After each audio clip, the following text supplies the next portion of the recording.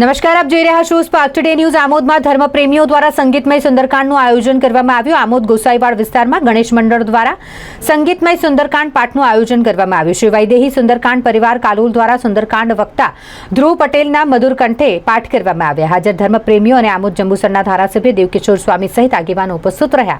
સુંદરકાંડના પાઠમાં વક્તા ધ્રુવ પટેલ દ્વારા ભાવિ ભક્તોને ભગવાન રામની ઉપાસના અને હનુમાનજી પરાક્રમ ગાથા વિશે સમજાવ્યું હતું।